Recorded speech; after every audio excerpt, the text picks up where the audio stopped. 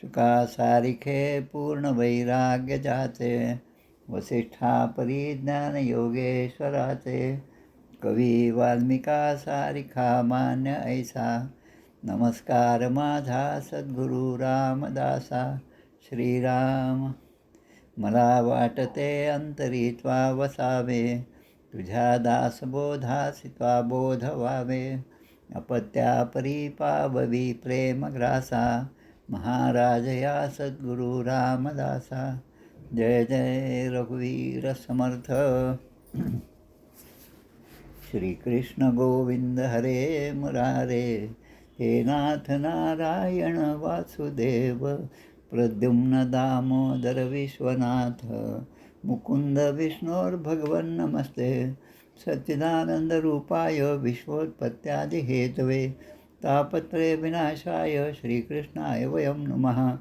कृष्णाय वासुदेवाय हरये परमात्मने, प्रणतक्लेशनाशाय गोविंदाय नमो नमः. वसुदेवसुतं देवं कंसचाणूरमर्दनं, देवकी परमानन्दं कृष्णं वन्दे जगद्गुरुं. कृष्णकमलपत्राक्षं पुण्यश्रवणकीर्तनं, वासुदेवं जगद्योनिं नौमि नारायणं हरिं. कृष्ण कृष्ण इति कृष्णेति यो मां स्मरति नित्यशः, जलं भित्त्वा यथा पद्मं संसाराद् उद्धराम्यहम्. कृष्णाय वासुदेवाय देवकीनन्दनाय च, नन्दगोपकुमाराय गोविन्दाय नमो नमः. नमः पङ्कजनाभाय नमः पङ्कजमालिने, नमः पङ्कजनेत्राय नमस्ते पङ्कजाङ्घ्रे. गोपाल कृष्ण भगवान की जय. श्री भगवानुवाच.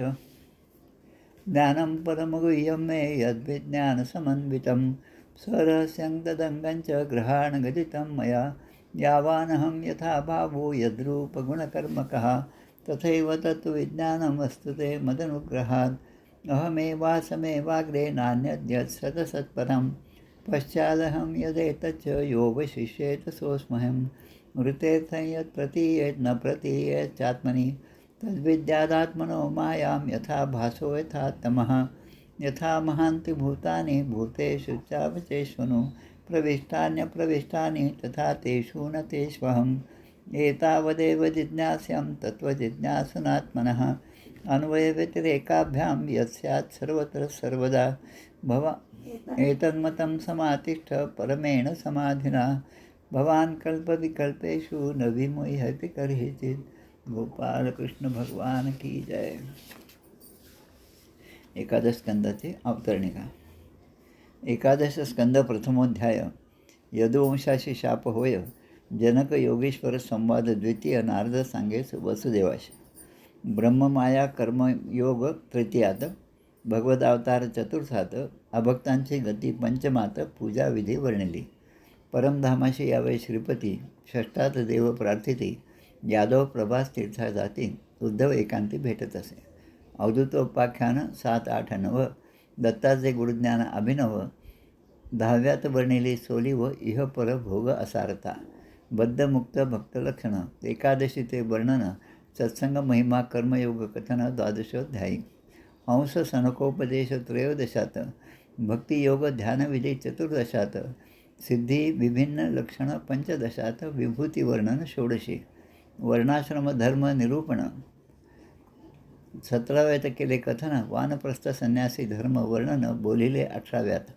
भक्ती ज्ञान साधन वर्णन 19व्यात कथन. ज्ञानकर्म भक्ती वर्णन 20व्यात बोलिले. गुणदोष व्यवस्था स्वरूप रहस्य त्याचा 21 होय. तत्वसंख्या प्रकृती पुरुष सोय 22व्यात बोलिली. तितिक्षु ब्राह्मण कथा 23 तो तत्वता. सांख्ययोग ज्ञानगाथा 24व्यात बोलिली. त्रिगुणवृत्ती निरूपण 25व्यात केले कथन. पुरुरव्याचे वैराग्य कथन 26व्यात बोलिले. क्रियायोग वर्णन 27व्यात केले असे निवेदित. निवेदिला परमार्थ 28व्या माझी. भागवत धर्म निरूपण उद्धव बद्रिकाश्रम गमन 29व्यात कथन केले असे. यदुकुळ संहार 30व्यात. श्रीकृष्णावतार शेवट स्वधामगमन 31व्यात सुरस कथा वर्णिली. गोपाल कृष्ण भगवान की जय. जय जय रघुवीर समर्थ श्रीराम जय राम जय जय राम. आजचे श्रावण अमावस्या, सूर्योदयाला अमावस्या होती आणि दुपारी 12च्या दरम्यान प्रतिपदेला सुरुवात झाली. श्रावण अमावस्या आमचे चतुर्वेद आश्रम जो आहे तिथले यज्ञेश्वर शास्त्री कस्तुरे काका यांची आज पुण्यतिथी. ते आमच्या साखरखेड्याचे प्रल्हाद महाराज यांचे जवळचे नातेवाईक. 4 वेदांचं त्या ठिकाणी अधिष्ठान असणारं आणि अभ्यास असणारं एक वेद पाठशाळा त्या ठिकाणी चालते. आज त्यांची पुण्यतिथी आहे. त्यांचे चिरंजीव डॉक्टर DY कस्तुरे हे आम्हाला गणित शिकवायला औरंगाबादला म्हणजे आताच्या संभाजीनगरला विद्यापीठात होते. पण तेव्हा म्हणजे मला हा सगळा संपर्क नव्हता आणि त्यांची तशी ओळख नव्हती की हे यज्ञेश्वर शास्त्रींचे चिरंजीव आहेत म्हणून. अन्यथा त्यांच्याकडे मी बऱ्याचदा गेलेलो आहे. पण आता जेव्हा लक्षात येतं तेव्हा मग ती गोष्ट निघून गेली असते. म्हणजे एखाद्याचा सत्संग लाभणं हे सुद्धा आपल्याला ती देवाची प्रेरणाच असते. आणि तो काळ, ती वेळ, तो देश, ती परिस्थिती जेव्हा येते तेव्हा तो सत्संग लाभतो. अन्यथा अगदी जवळ असूनसुद्धा तो सत्संग लाभत नाही. नदीच्या जवळ राहणारे लोक नदीमध्ये स्नान करतील याचा भरोसा नसतो. पण बाहेरचे लोक मात्र त्या पर्वणी काळामध्ये येऊन त्या ठिकाणी स्नान करतात. हे जसं आहे तसं सत्संग हा अति परिश्रमानंतर, अति पुण्याच्या अर्जितानंतर तो सहजपणे प्राप्त होतो. आता कोणाला सत्संग प्राप्त होतो, कोणी त्या सत्संगामध्ये नावं ठेवतो आणि कोणी तर त्यालासुद्धा म्हणजे अधमवृत्तीने त्या सत्संगाकडे पाहतो. अशा तिन्ही गोष्टी एकाच जीवनात आपल्याला म्हणजे अशी माणसं आपल्याला सगळी पाहायला मिळतात. आता याचं कारण काय असेल तर हा देह जो आहे तो त्रिगुणात्मक आहे. जेव्हा या जगाची उत्पत्ती झाली, जेव्हा कल्प झाला, कल्पांत झाला आणि पुन्हा नवीन कल्पाची सुरुवात झाली, सर्ग विसर्ग हे जे विषय आहेत त्याप्रमाणे मूळ माया, महत्त्व, गुणमाया आणि मग त्यापासून सत्व रजतम हे 3 गुण झाले आणि तमोगुणापासून पंचमहाभूते झाली. हा सगळा प्रकार जो आहे तो आपण आत्तापर्यंत ऐकलेला आहे आणि अनेक ग्रंथांमधून वाचलेला आहे. आता आजचा जो विषय आहे तिन्ही गुणांच्या वृत्तीचे निरूपण. आता कोणताही जीव घेतला तर तो अष्टधा प्रकृतीच्या त्या समूहामध्ये येतो. म्हणजे पंचमहाभूत, पृथ्वी, आप, तेज, वायू, आकाश आणि 3 गुण सत्व, रजत, तमोगुण. आता यामध्ये प्रत्येक जीव असल्यामुळे त्याच्या ठिकाणी ह्या गोष्टी असतातच. सत्वगुण असतो, रजोगुण असतो, तमोगुण असतो आणि आपला देह जो आहे तो पंचभूतात्मक आहे. हे एकदा लक्षात आल्यानंतर आता आपल्याला हा देह प्राप्त केल्यानंतर नरदेहाचे उचित काही करावे आत्महित, यथानुशक्त्या चित्तवित्त सर्वोत्तमी लावावे. बहुता जन्मांचा शेवट नरदेह सापडे अवचट, येथे वर्तावे चोखट नीती न्याये. कित्येक जन्मांच्या नंतर पुण्याईने हा नरदेह प्राप्त झाला. आता हे नरदेह मोठे घबाड असे म्हटलेलं आहे. आणि या नरदेहाचे सार्थक करायचं असेल तर मी कोण, देव कोण, त्याचा माझा काय संबंध आणि मी त्याच्यापर्यंत जाण्यासाठी मार्ग कोणते आहेत, अशा सगळ्या गोष्टींचा जो विचार करतो तो सत्वगुणी आहे. रजोगुण कोणता, तर रजोगुणामध्ये तो सत्वगुणी असतो पण त्याच्यामध्ये रजोगुण जास्त असतो. इतर 2 गुण जे आहे रजोगुण, तमोगुण आणि सत्वगुण हे कमी प्रमाणात असतात. रजोगुणाचं अधिकत्व झाल्यानंतर तो 4 लोकांमध्ये मी चांगला दिसला पाहिजे, लोकांनी मला चांगलं म्हटलं पाहिजे, माझं कार्य सिद्धीस गेलं पाहिजे आणि आत्तापर्यंत माझंच कार्य सिद्धीस जात होतं, असे सगळे विचार त्याच्या मनामध्ये येतात. तो रजोगुणी आहे. 4 लोकांचं नेतृत्व करणं हा रजोगुणाचा स्वभाव आहे. आणि रजोगुणे पुनरावृत्ती असं सुद्धा म्हटलेलं आहे. गीतेमध्ये गुणत्रय विभाग योगो नाम हा जो 14वा अध्याय आहे त्यामध्ये 18व्या श्लोकामध्ये भगवंत म्हणतात, ऊर्ध्वं गच्छति सत्वस्था मध्ये तिष्ठन्ति राजसः जगन्य गुणवृत्तिस्था अधो गच्छन्ति तामसाः. ऊर्ध्वं गच्छति सत्वस्था. सत्वगुण ज्यांच्या ठिकाणी आहेत त्यांची गती ऊर्ध्व गतीला होते. ऊर्ध्व म्हणजे ज्या ठिकाणी भगवंताचं अस्तित्व आहे, भगवंताचं धाम आहे, त्याकडे त्यांचा प्रवास सुरू होतो. मध्ये तिष्ठन्ति राजसः.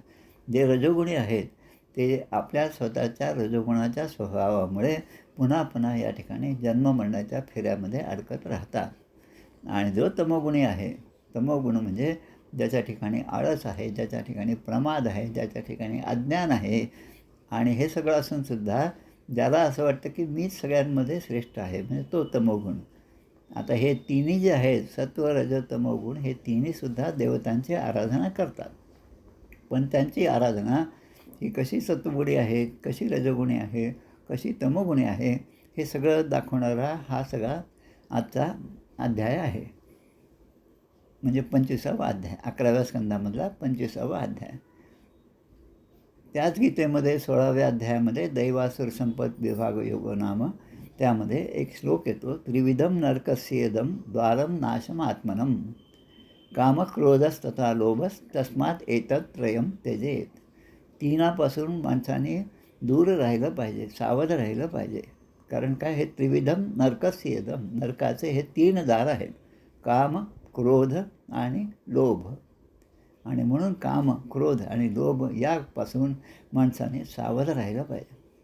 केव्हा मनामध्ये काम निर्माण होईल, केव्हा मनामध्ये क्रोध निर्माण होईल आणि केव्हा लोभ तयार होईल हे सांगता येत नाही. मग तो माणूस कितीही सत्वगुणी असला तरी प्रत्येक क्षणी माणसाचे हे गुण बदलत जातात आणि ते बदलत गेले की त्याप्रमाणे त्याच्याकडून कार्य होतं.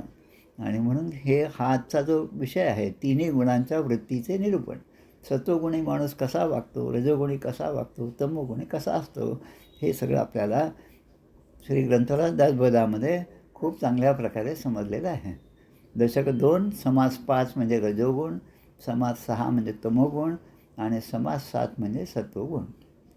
आता नेहमीच माझं उदाहरण आहे, सत्व रज तमोगुण असले की जसे ज्या गुणानुक्रमाने हे समास दासबोधामध्ये लिहिले आहेत, 5वा रजोगुण, 6वा तमोगुण आणि 7वा सत्वगुण. आता याच्या उलट जे गाव आहे ते गाव म्हणजे आपलं सातारा. सातारा, सत्वगुण, तमोगुण आणि रजोगुण. म्हणजे साताऱ्याला जायचं म्हणजे या तिन्ही गुणांचा ओळख झाल्यानंतर आपण साताऱ्याला पोचतो. पण तिथून मग सज्जनगडावर जाणं हे भाग्याने सगळ्यांना लाभतं. आणि सज्जनगडावर जाऊन जे ब्रह्मरूप झाले, जे स्वतः ज्यांनी रामाचं दर्शन घेतलं आणि जे या जन्ममरणाच्या फेऱ्यामधून मुक्त झाले. कोणत्या वर्षी? 5व्या वर्षी ज्यांना रामाचं दर्शन झालं त्यांनीसुद्धा गुणी प्रीती राखे क्रमू साधनांचा, जगी धन्य तो दास सर्वोत्तमाचा. 5व्या वर्षी रामाचं दर्शन झालं, मग आता मला पुन्हा उपासना करायची काय गरज आहे? मी आता BA झालो, MA झालो आणि पुन्हा इंग्रजीमध्ये झालो, आता इंग्रजी वाचनाची मला काय गरज आहे? असं जे माणूस समजतो ते मात्र बरोबर नाही. पण मी जे शिकलो, ज्याचा आनंद मी घेतला, तो आनंद इतरांनी घ्यावा यासाठी जे धडपडत असतात त्यांना साधू असं म्हणतात. म्हणून या ठिकाणी गुणत्रय विभाग योगो नाम यामध्ये काही ओव्या खूप छान दिलेल्या आहेत. सत्वात संजायते ज्ञानम रजसो लोभ एवच प्रमाद मोहो तमसो भवतो अज्ञानम एव वा. सत्वात संजायते ज्ञानम, सत्वगुणी माणसाच्या ठिकाणी संजायते म्हणजे निर्माण होतो. काय तर ज्ञान. ज्ञान म्हणजे काय हे त्याला शोधून घेण्याची गरज वाटायला लागते सत्वगुणी माणसाला. आणि त्याप्रमाणे तो आपला मार्ग शोधतो आणि मग ते देवाचं भजन असतो, पूजन असतो, सत्संग असतो, यासाठी धडपडत असतो. तीव्र इच्छा असते की अशा ठिकाणी आपण जावं आणि त्याला तसा तसा मार्ग सापडतो. पण रजोगुणी जो असतो तो मात्र आपल्या लोभामध्येच तो गुरफटलेला असतो. रजसो लोभ एवच. पण तमोगुणी जो आहे त्याच्या ठिकाणी प्रमाद निर्माण होतो. आता प्रमाद म्हणजे काय?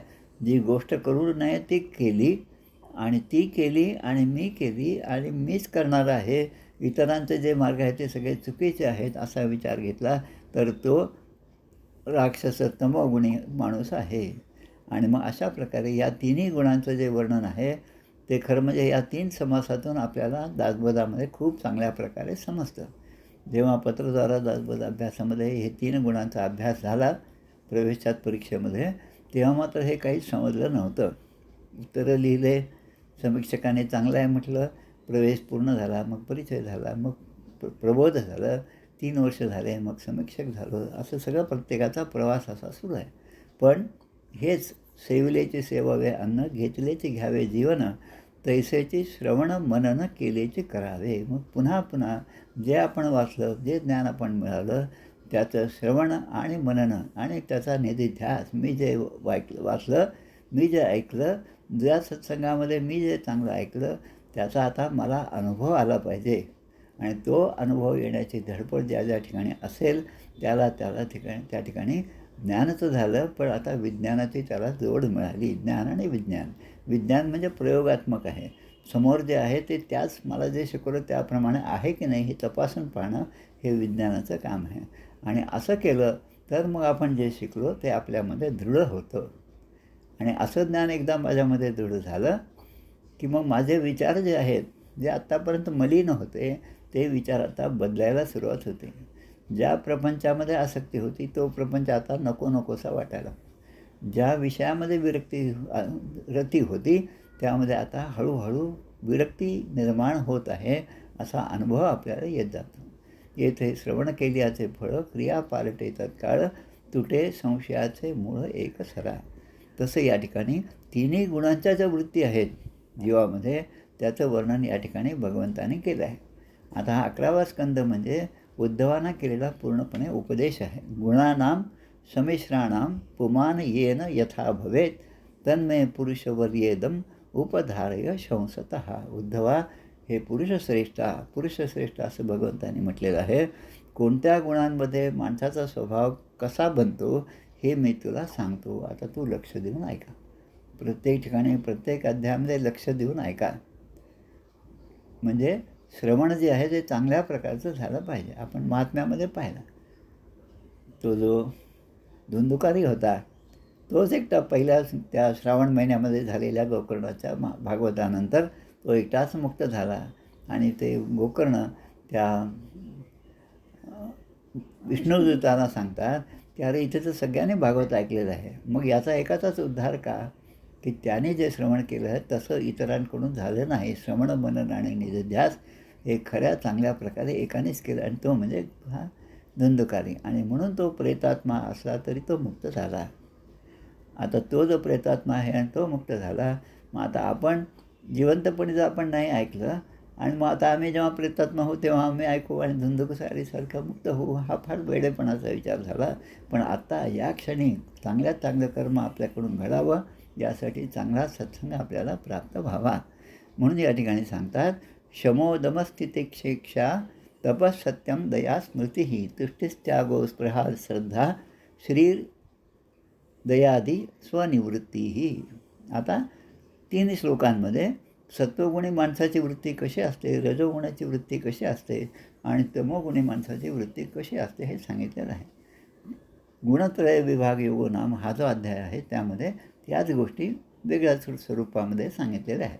आता दोन्हीचे वक्ते, दोन्हीचे प्रवक्ते जे आहेत ते फक्त भगवान श्रीकृष्णच आहेत.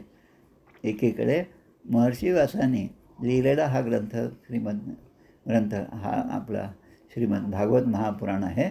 आता दुसरीकडे भगवंताने सांगितलेला गीतेतला उपदेश आहे. तेच भगवंत दोन्ही ठिकाणी सांगणारे आहेत. आणि त्यामुळे आपल्याला प्रश्न पडतो की आधी व्यासाने सांगितलं का आधी भगवंताने गीतेचा उपदेश केला? तर आधी आणि नंतर असा फरक न करता तो भगवंताचा उपदेश आहे आणि त्या भगवंताचा उपदेशाचं श्रवण करणं हे माझं काम आहे. चिकित्सा जी आहे ती चिकित्सा रजोगुणी माणसं करतात. पण जे सतोगुणी माणसं असतात ते भगवंताच्या वचनावर आधी विश्वास ठेवतात. विश्वास ठेवल्यानंतर श्रद्धा वाढते आणि श्रद्धा वाढून जेव्हा श्रवण होतं ते श्रवण अंतरंगामध्ये बिंबतं आणि त्याप्रमाणे माणसाचे विचार, उच्चार आणि त्याचे कर्म हे बदलत जातात. आता हे म्हणतात इथे मनसंयम, सत्वगुणाच्या 17 वृत्ती दिल्या आहेत. मनसंयम, मनावर संयम, मनावर म्हणजे इंद्रियांवर संयम, मग म्हणजेच इंद्रिय निग्रह. मग आलं सहिष्णुता म्हणजे माझंच बरोबर आहे असा आग्रह न धरता सगळ्यांमध्ये सगळ्यांना बरोबर घेऊन आपण जर चालत गेलो तर सगळ्यांचं साथ, सगळ्यांची संगत आपल्याला सहजपणे एखाद्या चांगल्या कामासाठी मिळत जाते. नंतर आहे विवेक. काल आपण पाहिलं विवेक काय आहे. सांख्ययोग याचाच अर्थ विवेक आहे. विवेक म्हणजे चांगल्या वाईटाची निवड ही या सत्वगुणाच्या वृत्तीमुळे आपोआप मनामध्ये निर्माण होते. 3 तास सिनेमा पाहून हा सिनेमा काही चांगला नव्हता असं म्हणण्यापेक्षा असे सिनेमे पाहूच नये अशी वृत्ती तयार होणं म्हणजे विवेकाची आवड, विवेक निर्माण झाला. आता तप. तप म्हणजे काय? ब्रह्मदेवांनासुद्धा तप हा शब्द आकाशवाणीने ऐकू आला. तप करा, तप करा. गोकर्णालासुद्धा तप हा शब्द ऐकू आला आणि मग ते तप मी कसा करायचं हे जेव्हा त्यांनी इतरांना विचारलं तेव्हा त्यातून मार्ग निघाला की भागवत कथा जी आहे ती कथाचा सप्ताह जो आहे तो तू कर आणि त्यामुळे हे जे भक्ती आहे, भक्ती महाराणी आणि तिचे 2 वृद्ध पुत्र जे आहेत वैराग्य आणि ज्ञान, हे दोघांना पण तारुण्य अवस्था प्राप्त होईल. म्हणजे जिथे भक्ती आहे त्या ठिकाणी ज्ञान येणार आहे आणि वैराग्यसुद्धा आपोआप येणार आहे. या तिन्ही गोष्टी जेव्हा एकत्र येतील तेव्हा त्या सत्संगाचा परिणाम सर्वसाधारण माणसाला दिसायला लागेल. मग पुढे काय म्हणतात? तप. मग सत्य. सत्य म्हणजे काय? सत्येन वदामी. सत्य म्हणजे परमेश्वर सत्यम अनंतम ज्ञानम म्हणून चांगल्या प्रकारचं एक भजनसुद्धा आहे आणि त्यामध्ये सत्य, सत्याचा जो अभिमान तो जाणावा निराभिमान. आता पदामध्ये हे होतं, आम्हालाही होतं, तुम्हालाही असेल. तेव्हा मात्र कोणाला तरी विचारून त्याची उत्तरे लिहिली. पण आता जेव्हा त्याचा विचार करतो हे सत्य वगैरे जे आहे ते गीतेच्या 16व्या अध्यायामध्ये सुरुवातीलाच येतं. अभयम सत्य सत्वस्व शुद्धी, हे सगळे गुण 16व्या अध्यायामध्ये दैवासुर संपत विभाग योगो नाम त्यामध्ये आहे. मग येतं दया. दया तिचे नाव भूतांचे पाळण आणिक निर्धारण कंटकाचे. म्हणजे दोन्ही गोष्ट, दया तिचे नाव भूतांचे पाळण, भूतमात्रांवर दया करणं आणि जे शरण आले त्यांच्यावर दया करणं. शरण आला जो आला तर त्याचा वध करू नये, त्याला मारू नये, असं जे आहे याचं प्रत्यय आपल्याला या सगळ्या वाचनातून हळूहळू समजायला लागतं. त्या गोष्टी एकदा समजल्या की मग ती जे सांगायची गोष्ट आहे त्या ग्रंथामधली ती आपल्या सहजपणे लक्षात येते. आता स्मृती. स्मृती म्हणजे आत्तापर्यंत मी जे काही सत्कर्म केलं असेल त्याचा परिणाम माझ्यावर झाला आणि त्यामुळे माझे विचार बदलले, हा सुद्धा एक स्मृतीचाच भाग आहे. नंतर संतोष. संतोष म्हणजे काय? की समाधान. संतोष म्हणजे समाधान. ज्या परिस्थितीमध्ये मला देवाने ठेवलं, जो नाम घेतो त्याच्या ठिकाणी समाधान हे आपोआप येतं. नामही घेत आहे आणि असंतुष्ट आहे, या दोन्ही गोष्टी होऊ शकत नाही. ज्याचे नाम घेत आहे तर परिस्थिती कशी असो, यश देवा न दे तुझी सत्ता, हाची सुबोध गुरूंचा. माझ्या एखाद्या कार्यामध्ये मला यश येतं नाही तरी पण मला काही त्याबद्दलचं म्हणणं नाही. परमेश्वर माझीच परीक्षा पाहत आहे, अशा तऱ्हेने संतुष्ट मन असलं पाहिजे. एखादा नारळ आपण जेव्हा फोडतो तेव्हा ते पहिल्या फोडण्यामध्ये फुटत नाही, दुसऱ्यामध्ये फुटत नाही. काही काही नारळ 5दा फोडल्यावर मग फुटतात. याचा अर्थ आधीचे 4दा जे फोडले आपण ते आपटले जमिनीवर, ते सगळे वाया गेले असं कधीच होत नाही.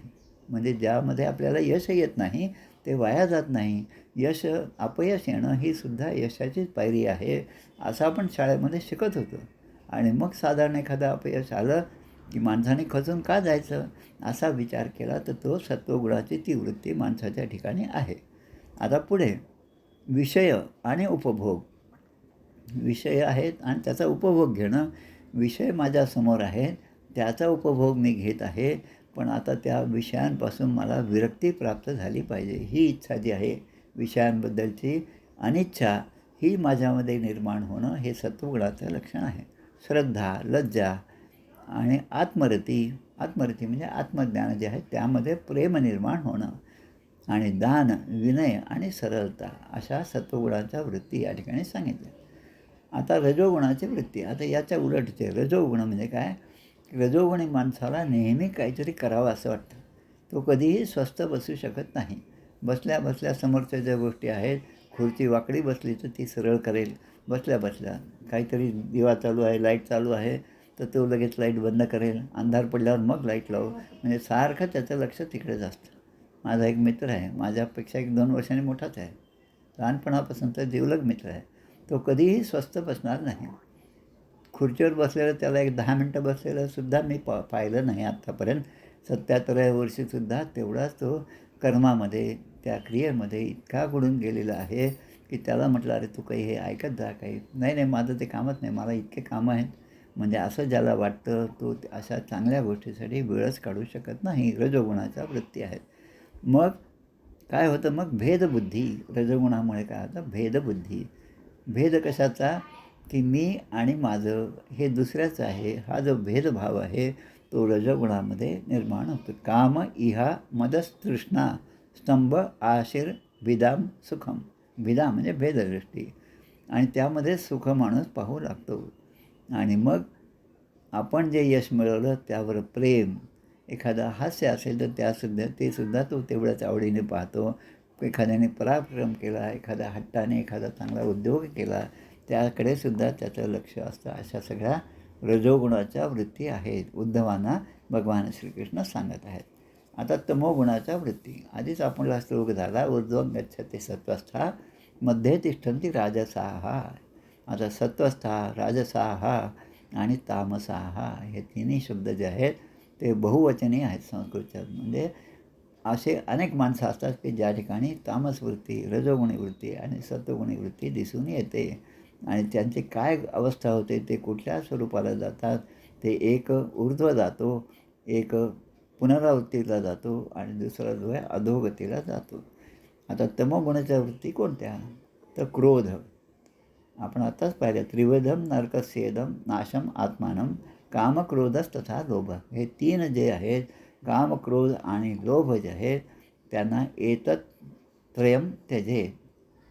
तस्मात एतत् त्रयम त्यजेत. या तिन्हींचा त्याग करा असं आपल्याला सांगितलं. दैवासुर संपत विभाग योगो नाम या अध्यायामध्ये. आता रजोगुणाचे कामना इच्छा, म्हणजे कामना म्हणजे एखादी गोष्टी मिळवण्याची इच्छा माझ्या मनामध्ये निर्माण झाला. निरीच्छ मानस तरी असावे उल्हासित वृत्ती. आपण म्हणतो, एक चांगलं गीत आहे सद्गुरूंसाठी, निरीच्छ मानस तरी असावे उल्हासित. निरीच्छ म्हणजे मला काही मिळवायचं नाही, तरी पण माझी वृत्ती उल्हासित असली पाहिजे. सगळे चांगलं कामं करण्यामध्ये माझा सहभाग असला पाहिजे, असं मनापासून वाटलं पाहिजे. पण या तमोगुणी माणसाला असं वाटतच नाही. मग त्याच्या ठिकाणी मिथ्या भाषण. आता मिथ्या भाषण काय, सत्वगुणामध्ये आपण पाहिलं सत्य, आणि या तमोगुणामध्ये मिथ्या भाषण. आता याचं भाषण मिथ्या आहे. मिथ्या म्हणजे खोटं बोलणं. खोटं बोलण्याने जे काय प्राप्त होईल, आपल्याला सुख प्राप्त होईल, ते मिळण्याचा तो प्रयत्न करतो. हिंसा, स्वतःची हातून दुसऱ्याची हिंसा. आता ही हिंसा म्हणजे एखाद्याचा जीव घेणं आहे असंच नाही, पण आपल्या वाणीने केलेली हिंसा असेल, आपल्या मनाने केलेली हिंसा असेल, आपल्या कृतीने केलेली हिंसा असेल. त्याप्रमाणे याचना, पाखंड म्हणजे म्हणजे काय म्हणतो आपण, दुटप्पीपणा. पाखंड म्हणजे जे नाही ते मी आहे असं दाखवणं, याला म्हणायचं पाखंड. नंतर भांडण, शोक, मोह, विषाद, निद्रा, आशा, भय आणि आळस, या ज्यांच्या ठिकाणी आहेत ते तमोगुणीचे आहेत. कुंभकर्ण तमोगुणीचा मोठा उदाहरण. त्यांनी पण तपश्चर्या केली, भगवंताकडून मागून घेतलं. काय मागितलं, तर मला 6 महिने निद्रा द्या, आणि 6 महिन्यानंतर मी जेव्हा जागा होईल तेव्हा मग मी पुन्हा काय करेल, उठून काय करेल, काही सत्कर्म करेल का, हे सुद्धा मागितलं नाही. मग तेव्हा उठल्यानंतर भूक लागलेली असल्यामुळे मी पोटभर पुन्हा जेवत राहीन बकासुरासारखा, आणि असं करून मग मी पुन्हा झोपेल. म्हणजे भगवंताच्या प्राप्तीनंतर मी काय मागावं, हे या तिन्ही गुणांच्या माणसाकडून शिकण्यासारखं आहे. राजस असेल, सत्वगुणी असेल आणि तमोगुणी असेल. ध्रुवाचं सुद्धा उदाहरण देतात. ध्रुवांना हे सगळं प्राप्त झालं, 5व्या वर्षी प्राप्त झालं, आणि तरी पण ध्रुव त्याने नंतर म्हणतात, जेव्हा त्यांना ते राज्य प्राप्त झालं, त्याने राज्य केलं, तेव्हा ते म्हणतात, स्वतः भगवंत माझ्यासमोर असताना मी काय मागितलं असेल, तर भगवंतांना मागायला पाहिजे होतं. भगवंता तूच आता मला दे आणि मला तुझा कर, असं म्हणण्याच्या ऐवजी मी ते सगळं राज्य जे आहे तेच मागितलं, आणि अढळपद मागितलं, आणि अढळपद मागून मी इतके वर्ष त्या ठिकाणी राहिलो. त्यापेक्षा तुझ्याशी एकरूप झालो असतो तर मला केवढं मोठं सुख प्राप्त झालं असतं. म्हणजे सत्वगुण असो, रजगुण असो, तमोगुण असो, ती घटना घडल्यानंतर माणसाला पश्चाताप होणं, उपरम त्याला म्हणतात, उपरतीमध्ये रामी जाहली पूर्णकामी सकळ भ्रमविरामी राम विश्राम धामी.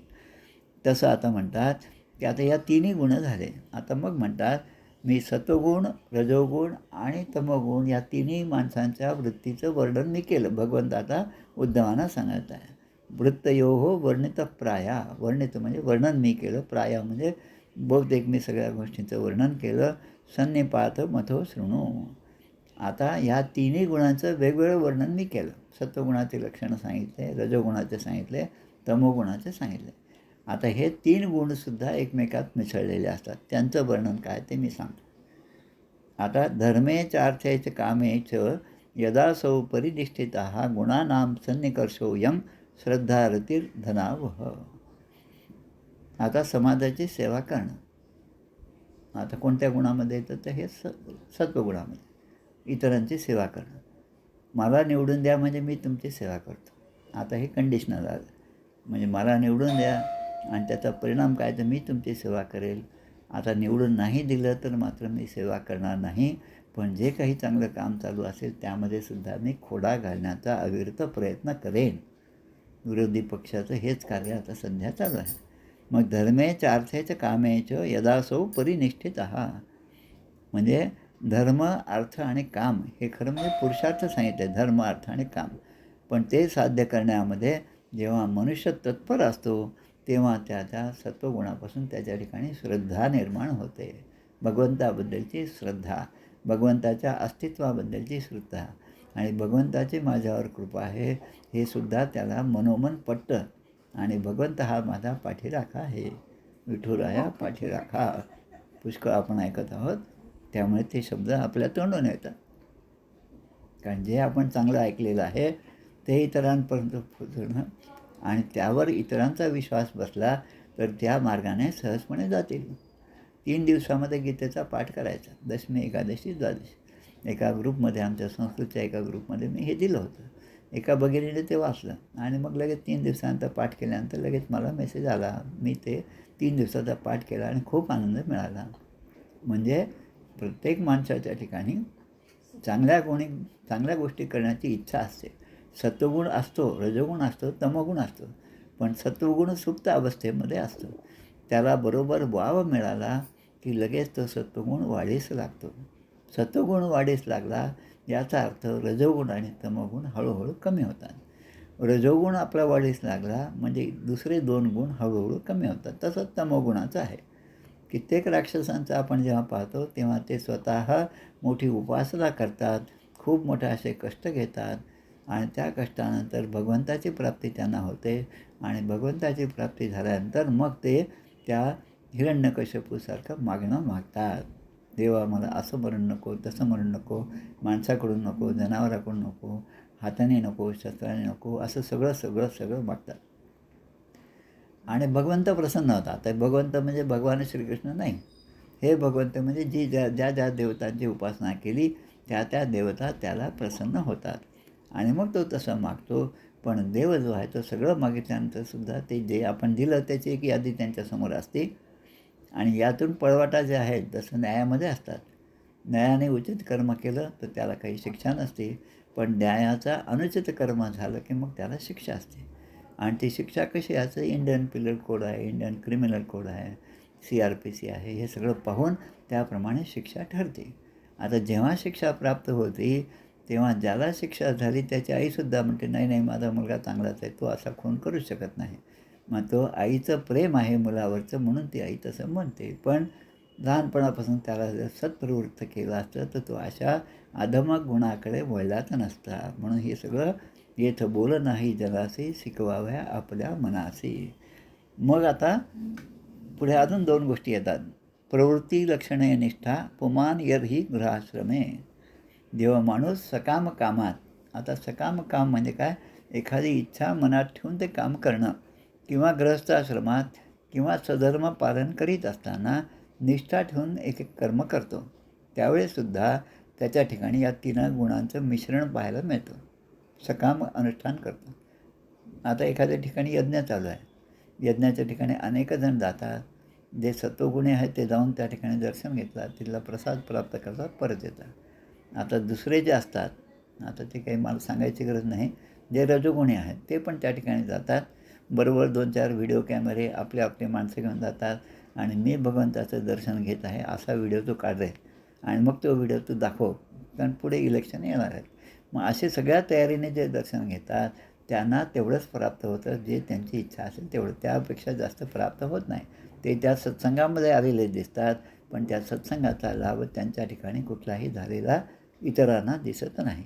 जे तमोगुणी आहेत ते तमोगुणी तिथे गेल्यानंतर या ठिकाणी सगळ्या आयोजनामध्ये काय चुकी आहेत इकडे त्यांचं लक्ष असतं. आणि असं कसं केलं तुम्ही, तसं कसं केलं म्हणून मोठ्याने आवाज चढवतात.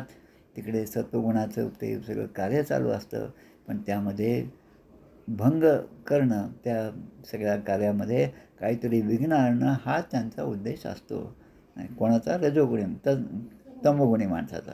आणि मग त्यांच्या ठिकाणी काम आणि क्रोध हे प्रबल झालेले असतात, म्हणजे तमोगुण त्यांचा वाढीस लागलेला असतो. आता यदा भजन्ति मां भक्त्या निरपेक्ष सकर्मभिः तं सत्व प्रकृतीं विद्यात पुरुषं स्त्रियमेव वा. पुरुष असतो किंवा स्त्री असतो, निष्काम भावनेने जे माझे भजन करतात. आता या ठिकाणी दिलं नित्य आणि नैमित्तिक. नित्य म्हणजे काय, की रोजचं जे आहे ते. नैमित्तिक म्हणजे एखाद्या निमित्ताने, गणपती उत्सव आला की त्या निमित्ताने गणपती घरी येतो. गणपती आल्यानंतर घरचं वातावरण सगळं बदलतं. त्या 10 दिवसामध्ये आमच्याकडे 21 दिवस असतो. त्या वेळेस गणपतीची आराधना करणं हे सगळं नैमित्तिक कर्म आहे. आणि ते करत असताना जो माझी आराधना करतो, त्या विशेष पर्वणी काळामध्ये जो माझी आराधना करतो, मग ती व्यक्ती, तो स्त्री असो किंवा पुरुष असतो, ती सत्वगुणी आहे असं समजावं, असं या ठिकाणी उद्धवांना भगवंत सांगतात. आता सकाम भावनेने जे माझे भजन पूजन करतात, आता सकाम भावना म्हणजे आधीच कामना ठेवली.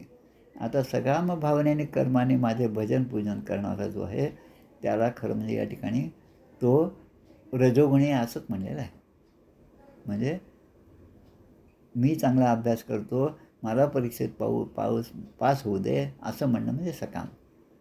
पण मी परीक्षेमध्ये पास होईल का नाही ते मला माहीत नाही, ते तू पहा. पण मी मात्र निष्ठेने तुझ्यावर श्रद्धा ठेवून माझं जे कर्म आहे ते मात्र मी चांगल्या प्रकारे करत राहीन आणि ते माझं प्रत्येक कर्म मी तुला अर्पण करेन असं म्हणणं म्हणजे सत्वगुण आहे.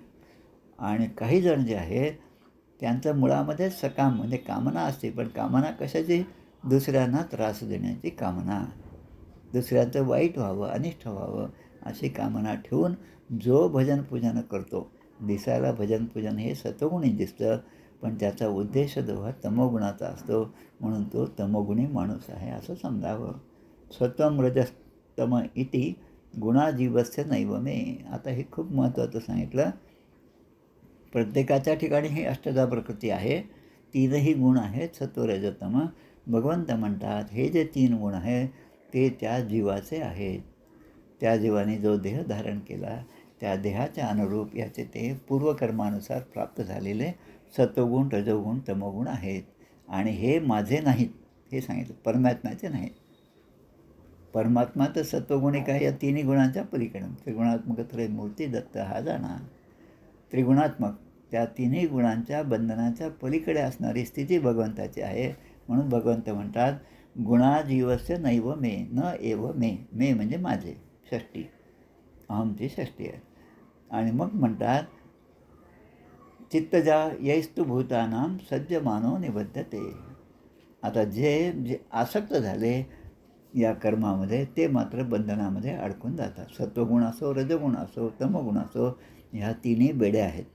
आता ती बेडी लोखंडाची आहे का सोन्याची आहे का चांदीची आहे, काही जरी असते ती बेडी आहे, ती आपल्याला जखडून ठेवते. ती आपल्याला आपल्या मनाप्रमाणे काम करू देत नाही. क्रोधी माणूस जर समोर आला आणि मी जर त्याच्याशी भांडत बसलो तर मी सुद्धा त्याच्या क्रोधामध्ये वाहत गेलो असं समजावं. आणि म्हणून तो जेवढा क्रोध घेऊन येईल, जेवढा अफजल खान ज्या क्रूर भावनेने भेटायला येईल तेवढ्या शांतपणे मी त्याच्याशी बोलणं हा छत्रपती शिवाजी महाराजांचा गुण. आता त्यावरसुद्धा शम, दम, तितिक्षा हे सगळे गुण आहेत. आणि त्यामध्ये हे सुद्धा आहे की साम, दाम, दंड, भेद हे सुद्धा आहेत. आणि ज्या गोष्टीचा वापर त्या ठिकाणी योग्य काळी करणं हे सुद्धा विवेक आहे. आता मी कोणालाच मारणार नाही आणि मारणं हे माझं काही स्वभाव नाही. मी जरी काय म्हणतो त्याला क्षत्रिय असतो तरी मी मारणार नाही. हा जो अर्जुनाच्या मनातला भाव होता, जो गीतेमध्ये भगवंतांनी उपदेश करून तो भाव त्याच्यातला कमी केला आणि युद्धाला प्रवृत्त केलं. करिष्ये वचनं तव असं शेवटी 18व्या अध्यायात जेव्हा भगवंताला ते सांगतात तेव्हा मग तो युद्ध करण्यास प्रवृत्त होतो. तसं भगवंत आपल्याला आपलं जे कर्म आहे ते कर्म करण्याकडे प्रवृत्त करत असतो. आता आपल्याच पूर्व पापानुसार आपण सत्वगुणी असतो, पापानुसार रजोगुणी आहे, तमोगुणी आहे. सत्वगुणी चांगल्या कामामुळे असेल, रजोगुणी मागच्या रजोगुण स्वभावामुळे निर्माण झालं आणि तमोगुण हा मागच्या पापामुळे जे आपण संचित केलं. मनात्वाचरे पूर्वसंचित केले त्यासारखे भोगणे प्राप्त झाले. तसं आता या ठिकाणी म्हणतात सत्वगुण माणसाचा वाढतो तेव्हा काय होतं, तर सत्वगुणाची प्रवृत्ती म्हणजे तो प्रकाशदायी आहे. सत्वगुण म्हणजे माझ्यामधला अंधकार दूर करणारा आहे. अज्ञान तिमिरांधस्य ज्ञानांजन शलाकयः चक्षुरुन्मीलनं येन तस्मै श्री गुरुवे नमः. सद्गुरू काय करतात तर माझ्या ठिकाणी ज्ञानाचा दिवा ते प्रज्वलित करतात आणि त्या ज्ञानामुळे माझ्या ठिकाणी असणारं अज्ञान, माझ्या ठिकाणी असणारी देहबुद्धी ही आपोआप मावळत जाते. म्हणून प्रकाशदायी, निर्बल आणि शांत हे गुण सत्वगुणाचे आहेत. आता सत्वगुण वाढीस लागतो याचा अर्थ माझ्या ठिकाणी असणारे रजोगुण आणि तमोगुण याचा पराभव होतो. आणि असं जेव्हा होतं तेव्हा तो पुरुष, तो जीव सुख, धर्म आणि ज्ञान यांनी युक्त होतो. तसंच मग पुढे रजोगुणाचं सांगितलं आणि तसंच ते तमोगुणाचं पण सांगितलं आहे. आता सत्वगुण वाढला हे कसं समजावं एखाद्याच्या ठिकाणी, जेव्हा आपली इंद्रिय प्रसन्न असतात, मनापासून प्रसन्नता असते, मग परिस्थिती कुठलीही असली तरी प्रसन्नता येते मनामध्ये. खूप प्रसन्न वाटतं एखाद्या दिवशी आपल्याला. आपली इंद्रिय शांत असतात. इंद्रियांची तडफड आपण म्हणतो. तडफड म्हणजे ते मिळावं म्हणून जी धडपड असते ती धडपड म्हणजे इंद्रियांची तडफड.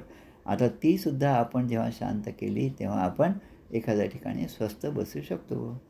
आणि ते बसल्यानंतर देह जो आहे, आपलं जे देह आहे, शरीर आहे, ते निर्भय होतं. आणि निर्भय का होतं, कारण मीच सगळीकडे आहे ही भावना मनामध्ये दृढ होऊ लागते आणि मनामध्ये कुठल्याही प्रकारची आसक्ती नसते.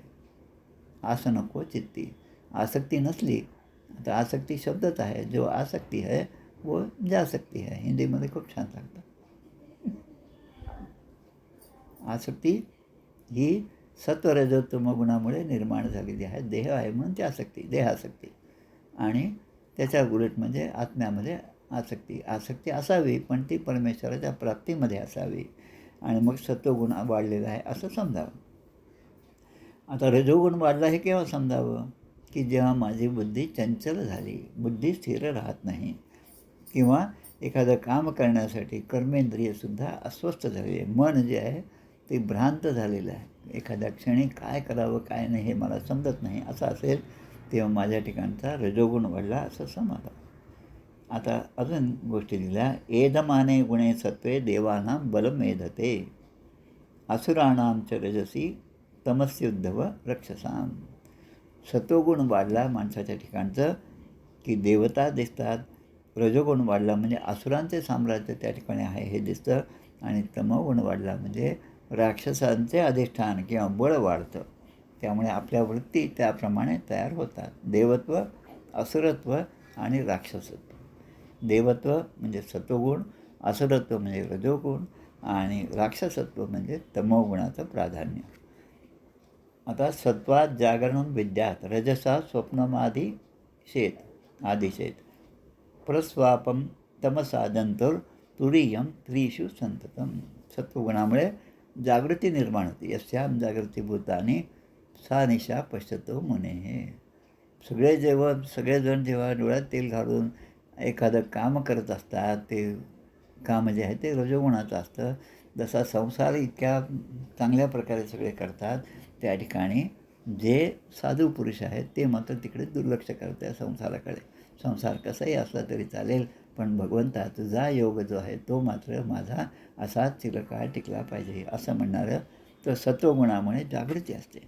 रजोगुणामुळे स्वप्न, म्हणजे रजोगुणी माणूस जो हा नेहमी स्वप्नात पाहतो. स्वप्न म्हणजे काय, जे आहे ते त्याला दिसत नाही, पण याच्या मनामध्ये जे निर्माण झालं, जे असत्य आहे त्याकडे तो ओढला जातो. आणि सुषुप्ती म्हणजे तमोगुणामुळे सुषुप्ती निर्माण होते. आणि या तिहींच्या पलीकडे जो असतो तो मात्र माझ्याशी एकरूप होतो. सत्वे प्रलीना स्वर्यांती नरलोकं रजोलयाः तमोलयास्तु निरयं यांती मामेव निर्गुणाः. सत्वगुणाची वृद्धी झालेली असताना मृत्यू आला. सत्वगुणी प्रवृत्ती झाली माणसाची आणि ती चिरकाळ टिकली, त्यामध्ये जर मृत्यू आला तर स्वर्गाची प्राप्ती होते. आता रजोगुणाची वृद्धी झाली असताना तर मृत्यू आला तर त्याला मनुष्यलोक प्राप्त होतो. म्हणून रजोगुणे पुनरावृत्ती. मग मनुष्यलोक प्राप्त झालं, पुन्हा तेच रजोगुणामध्ये अडकणं आणि पुन्हा जन्म मरण. आता तमोगुणाची जी वृद्धी असेल त्याच्या ठिकाणी त्याला मात्र मृत्यू येतो तमोगुणाची, आणि म्हणून त्याला निश्चितपणे नरकाची प्राप्ती होते. आता याच प्रकारे ज्ञान जे आहे ते सुद्धा सात्विक, राजसिक आणि तामसिक ज्ञान. एखाद्याला असं वाटतं वनम तु सात्विको वासो, खूप छान श्लोक आहे. ग्रामो राजस उच्यते तामसम द्यूत सदनम मन्निकेतन तू निर्गुणम. 4 गोष्टी दिल्या आहेत. वनम तु सात्विको वासो, सत्वगुणी माणसाला असं वाटतं मी कुठेतरी एकांतात राहावं, निसर्गाच्या सान्निध्यात राहावं. 4 लोकांच्या गडबडीमध्ये माझं मन काही लागत नाही, म्हणून तो एकांतामध्ये जायचा प्रयत्न करतो. मंदिरात गेल्यानंतर खूप एकांतात वास आपल्याला मिळतो, मन प्रसन्न होतं. प्रसन्न मन झालेलं असताना भगवंताशी एकरूप होण्याचा तो प्रयत्न करतो. त्याच वेळेस रजोगुणी माणूस त्या ठिकाणी आला तर तो त्या मंदिरामध्ये असलेली घंटा जी आहे ती इतक्या जोराने वाजवतो. म्हणजे घंटा वाजवण्यावरून तो घंटा वाजवणारा जो माणूस आहे तो सत्वगुणी आहे का तमोगुणी आहे का रजोगुणी आहे हे सुद्धा आपल्याला लक्षात येतं. तसा अभ्यास आपला झाला तर समोरचा माणूस कसा आहे हे सहजपणे लक्षात येतो. तो इतक्या कर्कशपणे घंटा वाजवतो की तो तमोगुणी आहे हे लक्षात येतो. कुठेतरी रागवून आला आणि मग या ठिकाणी येऊन भगवंताजवळ, भगवंता मी तुझ्यावर अजिबात विश्वास ठेवणार नाही, मी तुझं पुन्हा तोंड पाहणार नाही, या भावनेने तो त्या ठिकाणी येऊन ती घंटा वाजवतो. पण आपण जे सत्वगुणामध्ये आत्तापर्यंत ध्यानामध्ये असतो त्यांचं ध्यान बिघडतं. आता ते आपलं ध्यान बिघडल्यामुळे त्याला दोष लागतो. आणि म्हणून या घंटेबद्दलसुद्धा खूप छान असं भागवतामध्ये विवेचन आहे आणि प्रवचनकार खूप चांगल्या प्रकारे सांगतात. भगवान श्रीकृष्णाची बाललीला, आता घंटेच्या संदर्भात बोलत आहोत म्हणून ती 1-2 मिनटं सांगतो. आपण पाहतो की जेव्हा आपण नैवेद्य दाखवतो तेव्हा नैवेद्य दाखवल्यावर किती चांगलं नैवेद्य असला तरी परत जोपर्यंत त्यावर तुळशीपत्र नसतं तोपर्यंत भगवंत त्याचा स्वीकार करत नाही. आता नैवेद्य झाला की मग आता आरती करायची. आरतीच्या वेळेस आपण घंटानाद करतो. आता भगवंतानी जेव्हा चोरलीला भगवंताची आहे गोकुळामध्ये झालेली, लोणी दही दूध याची चोरी केली, तेव्हा भगवंतानी एका ठिकाणी आपण आलो हे त्या गोपींना किंवा त्या घरामध्ये समजू नये म्हणून ती घंटा जी आहे तीसुद्धा बांधून ठेवली आणि त्या घंट्याला सांगितलं आता तू वाजलीस तर पहा. आता भगवंताचा आदेश काय ते आज्ञाच आहे आणि वाजलेस तर पहा म्हणजे धाकसुद्धा आहे.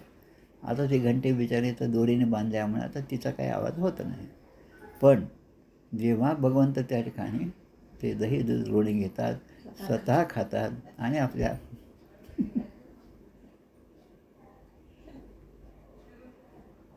मित्रांना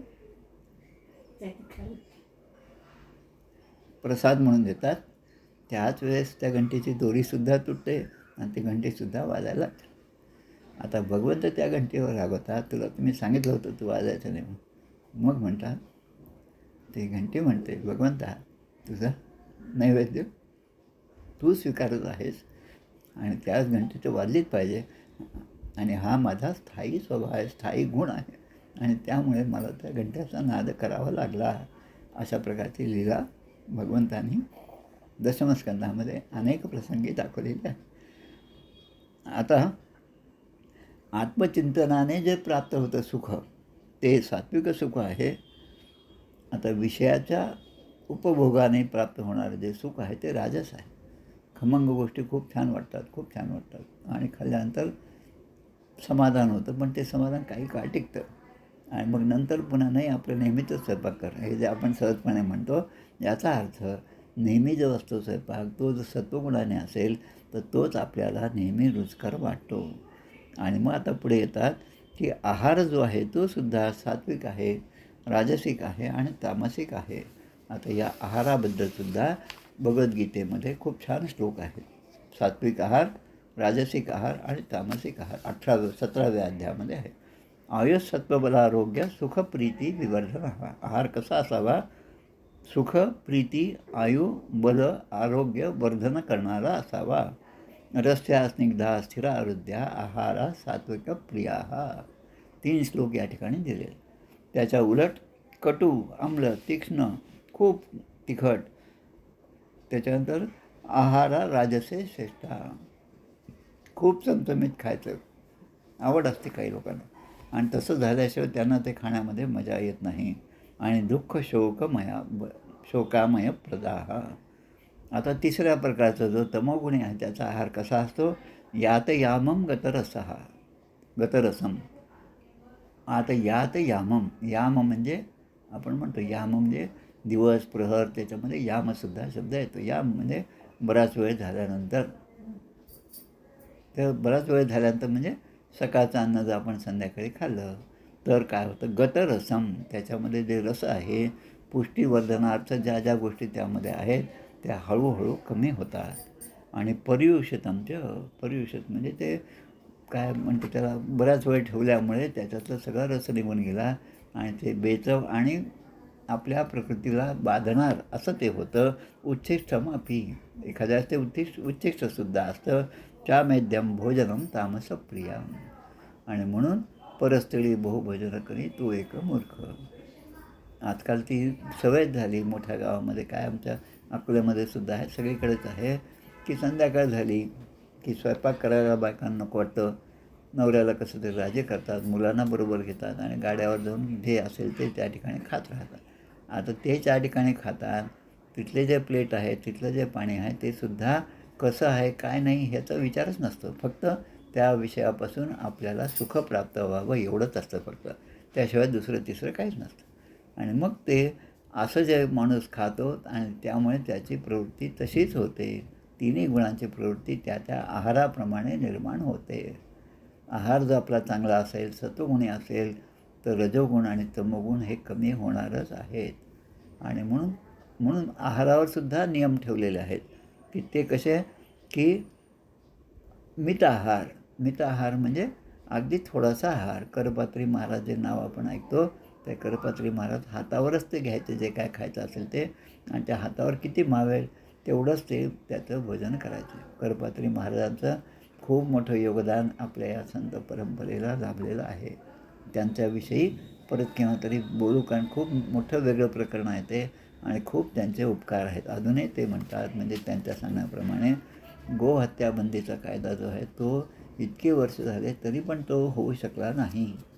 याच्यामध्ये कोणाचा दोष आहे ते सगळं तो पॉलिटिकल विषय आहे, आपण त्याकडे वळू नये. आपलं जे सत्वरज तमोगुणाच्या म्हणजे बंदिवानातून आपली सुटका कशी होईल हा आपल्या सात्विक गुणाचा हा विचार आहे, तोच आपण या ठिकाणी करूया. मग म्हणतात देवगुरु द्विजप्राज्ञ पूजनम शौचम आर्जवम ब्रह्मचर्यम अहिंसाच शारीरम तप उच्यते. शरीराने करण्यात येणारं जे तप आहे ते पण 3 प्रकारचं आहे. शारीरिक तप आहे, वाङ्मय तप आहे आणि मानसिक तप आहे. मनप्रसाद सम्यत्वम मौनम आत्मविनिग्रह भावसंशुद्धिर इत्येतत् तपोस मानस उच्यते. आणि मग दानसुद्धा आहे. दानसुद्धा 3 प्रकार, सात्विक दान, राजसिक दान आणि तामसिक दान.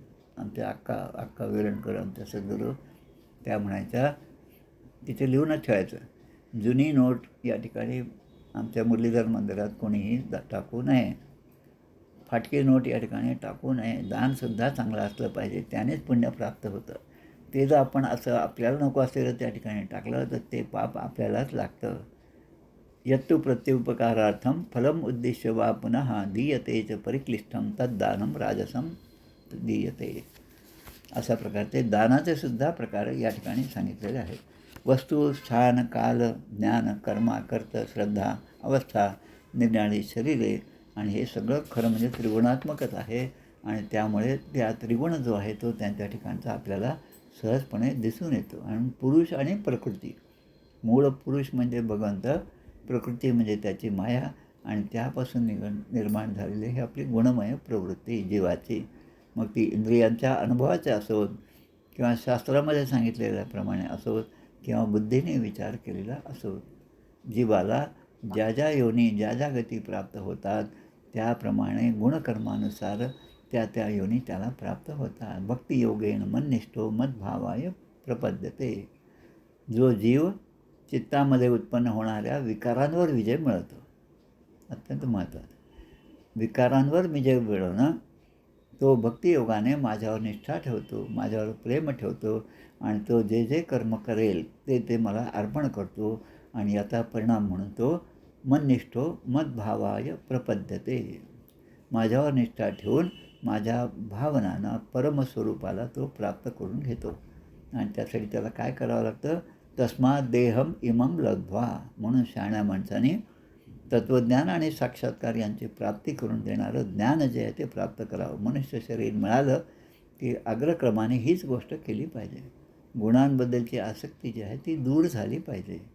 आणि ती दूर झाली आणि ती दूर होण्यासाठी अजून एक त्यासाठी कॅटलिस्ट म्हणून काय असतं तर त्याने माझे भजन करावं. कॅटलिस्ट म्हणजे काय असतं? एखादी प्रक्रिया होण्यासाठी मदत करण्याचं जे असतं वस्तू त्याला कॅटलिस्ट म्हणतात.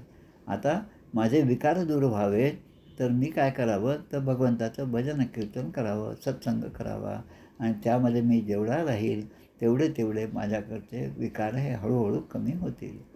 तमोगुणावर सुद्धा विजय मिळवला पाहिजे, रजोगुणावर सुद्धा विजय मिळवला पाहिजे.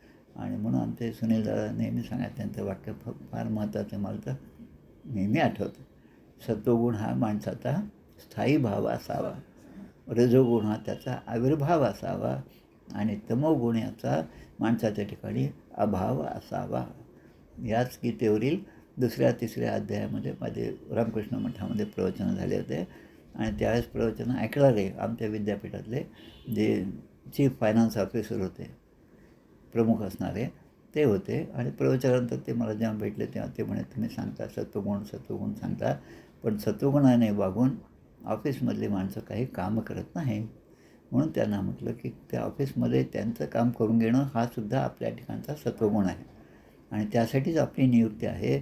त्यामुळे तो आविर्भाव रजोगुणाचा आपण धारण केलाच पाहिजे आणि तमोगुणाचा अभाव पाहिजे, पण योग्य वेळ आल्यानंतर तमोगुणसुद्धा धारण केला पाहिजे. 5 पांडव, भगवान श्रीकृष्ण हे सगळे जे आहेत त्यांनीसुद्धा तमोगुण धारण केला म्हणून ते युद्ध करू शकले. छत्रपती शिवाजी महाराजांनीसुद्धा तमोगुण धारण केला म्हणून शत्रूला ते मारू शकले. सत्वगुणामध्येच राहिले असतं तर असं कार्य त्यांच्याकडून झालं नसतं. म्हणून निस्संगो माम भजेत विद्वान अप्रमत्तो जितेंद्रिय रजस्तमाश्च अभिजयेत सत्संग सेवया मुनीही. म्हणून सत्वगुण अंगीकारणं, रजोगुण तमोगुणावर विजय मिळवणं आणि इंद्रियावर ताबा मिळवणं आणि सगळ्या प्रकारची आसक्ती सोडून देणं आणि हे सगळं करून माझ्या भजनामध्ये आस्था ठेवणं. हे जो करेल तोच माझ्या भावाचे येऊन मिळेल, माझ्या स्वरूपापर्यंत येईल आणि तोच विकारांपासून सुद्धा मुक्त होईल आणि ब्रह्मरूप अशा माझ्या तद्धामम परमम मम, ते त्याला माझं धाम प्राप्त होईल असं भगवंताने उद्धवांना उपदेश केला आहे. हा तो यातला 25वा अध्याय या ठिकाणी असा हा पूर्ण होतो. इथे श्रीमद्भागवते महापुराणे पारमहंस्यां संहितायाम एकादशस्कंदे पंचविंशोऽध्यायः. श्रीकृष्णार्पणमस्तु. श्रीराम जय राम जय जय. तर आरती म्हणे आपण, म्हणजे हा 25वा अध्याय अभ्यास करत असताना श्रीमद्भागवतातील दशक 2 समास 5, 6, 7 आणि भगवद्गीतेमधील 3-4 अध्याय प्रामुख्या करून गुण, सत्वगुण रजोगुण त्याचा जो अध्याय आहे तो आपण लक्षात घेतला पाहिजे आणि दोघांचं मिळून आपण वाचन केलं. त्यासाठी चांगलं गीतेवरचं पुस्तक म्हणजे नेहमी जे मी सांगतो ते साधक संजीवनी, त्याच्यामधलं जे स्पष्टीकरण दिलं आहे ते स्पष्टीकरण अत्यंत महत्त्वाचं आहे. आता आपण आरती म्हणूया. जय हो जय श्री भागवता, आरती करी तुझ भगवंता. श्री शुकमुनीने परम भक्तीने नाना परीने गायले जा हरिचरिता. आरती करी तुझ भगवंता, वेद तरुचे मधुर फळ स्वादुरसेचे सोज्वळ. आत्मा राम मुनी अचळ, सेवुनी करीती जन सफळ. महापर्वणी आली अवनी, की अगहरणी भवजलतरणी. ती पतिता आरती करी तुझ भगवंता. येथे व्यासाची वाणी, सार्थक हरिगुण गावोनी. शास्त्रपुराणी मुकुटमणी, परम प्रेमामृत जननी. सहज सेविता भाविक भक्ता, उदारदाता मोक्षतत्वता. देहाता आरती करी तुझ भगवंता. गमते जणू मानस तीर्थ, द्वादश सोपाने युक्त. निर्मल भक्ती जले भरित, विहरे हरिहंस चितेथ. श्लोक चुकुमले संत अलिकुले, सेवुनी रमले भान विसरले. रस पिता आरती करी तुझ भगवंता. अपार महिमा ग्रंथाचा, वदवे ना कोणासाचा.